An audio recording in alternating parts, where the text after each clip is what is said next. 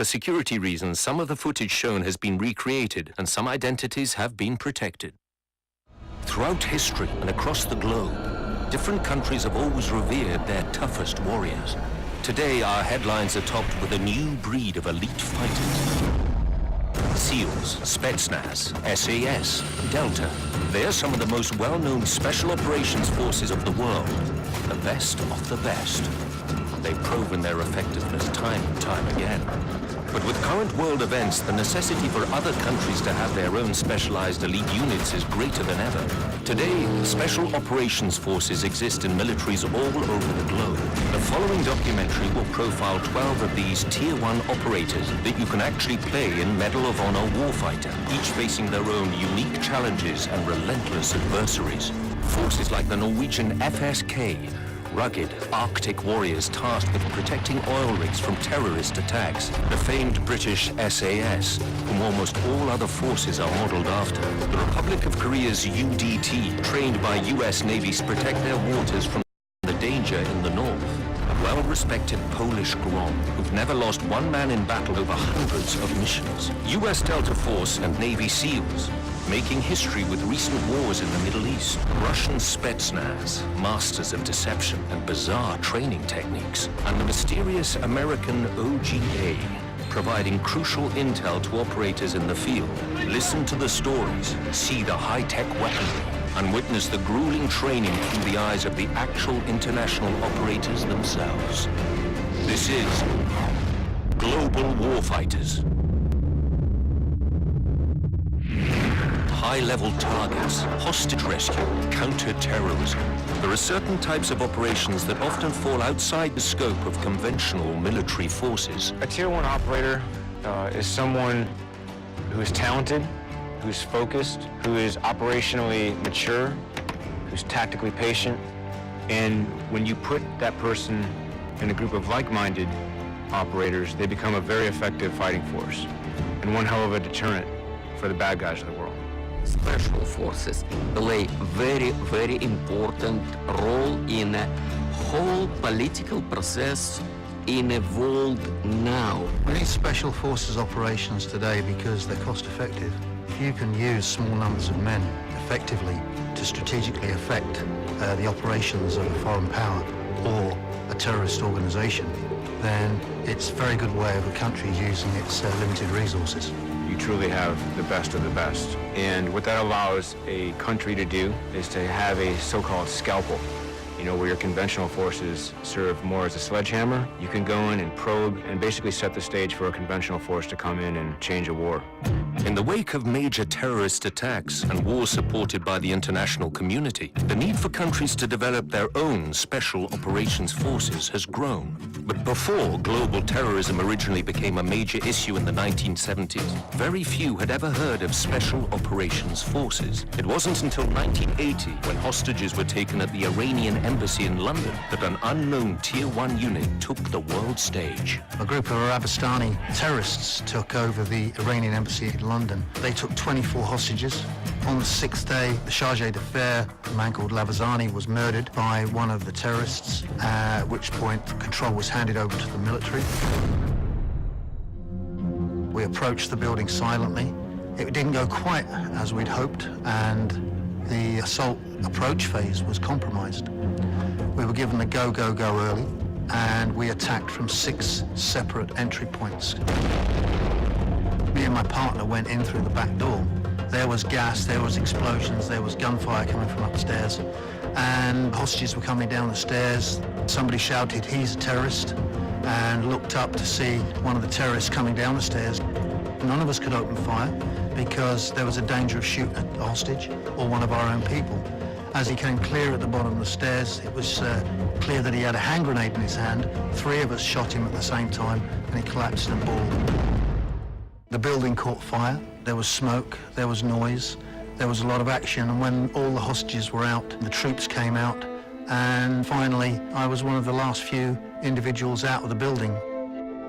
During that 7 minutes, we killed 5 terrorists and captured 1, and we rescued 22 hostages. And in that day, I live in Great Britain, I switch on Russian radio, and I try to hear, you see, so how they describe it. Among that special forces, Great Britain, there is no wounded, there is no dead. Everybody okay.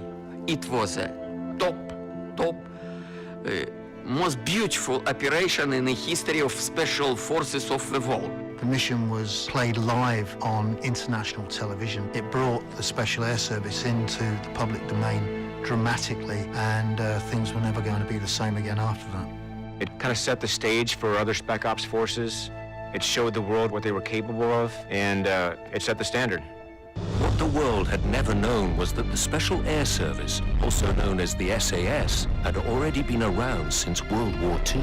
British Special Air Service was formed in the early 1940s in North Africa, essentially by David Stirling. He said, look, I can take a small number of men, I can raid, I can attack, I can parachute in. He was supported by Jock Lewis, who was the man who actually made things happen.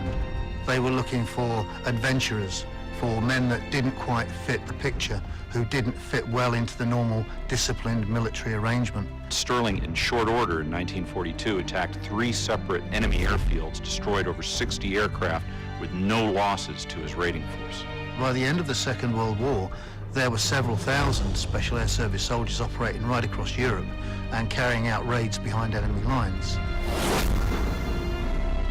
The SAS are made up of 4 Sabre squadrons: air, mountain, sea, and mobility.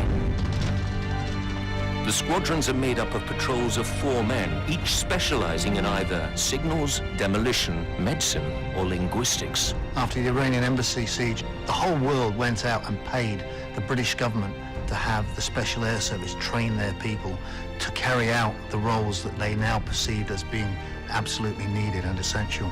A great many countries, including the United States Special Forces Operational Detachment Delta, have modeled themselves on the British 2-2 SAS, Special Air Service. To this day, the British SAS are still one of the busiest special forces in the world, including operations in the Middle East, Africa, and Northern Ireland. There's only been 1 year since the Second World War where the British Army hasn't been involved in active operations somewhere in the world. And the Special Air Service since the 1950s has been involved in all of them. Today, Special Operations Forces continue to help shape history around the world. As the British SAS made headlines before, the US Navy SEALs are currently the most talked about team around. SEALs stands for Sea, Air, and Land Teams. SEALs can be deployed anywhere, but like their name implies, they specialize in operating around water. SEAL Team 6 made world headlines when they took out the most wanted man in the Western world, Osama bin Laden. But just like the SAS, the SEALs have been around for quite a while. The Navy SEALs were born out of a speech JFK made in 1961. President Kennedy felt the need for a unit that could conduct unconventional warfare in a maritime environment. I am directing the Secretary of Defense to expand rapidly and substantially, in cooperation with our allies, the orientation of existing forces for the conduct of non-nuclear war, paramilitary operations, and sublimited or unconventional wars. The U.S. Navy SEALs' first success was in the Vietnam War as an unconventional warfare unit that wreaked havoc on the Viet Cong. They were known as the men with green faces because of the camouflage paint they used. What makes the United States Navy SEALs unique is how cold, dark, deep, salt water sorts men out. And this is what makes their selection process so rigorous, so demanding, and produces so few graduates. Not only do SEALs participate in standard special operations training, but they also have to learn to do it in, around, and over water.